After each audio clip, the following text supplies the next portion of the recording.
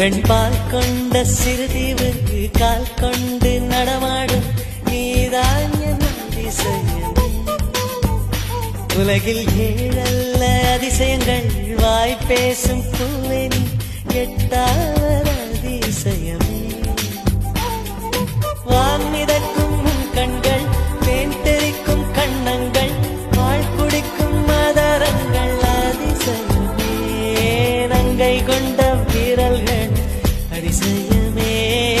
நகம் என்ற கிரீடம் அதிசயமே. அசையும் வளைவுகள் அதிசயமே.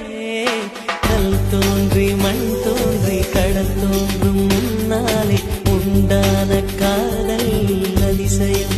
16 வயதான பருவத்தில் எல்லோருக்கும் படர்கின்ற காதல் அதிசயம். பூவுக்குள் ஒளிந்திரு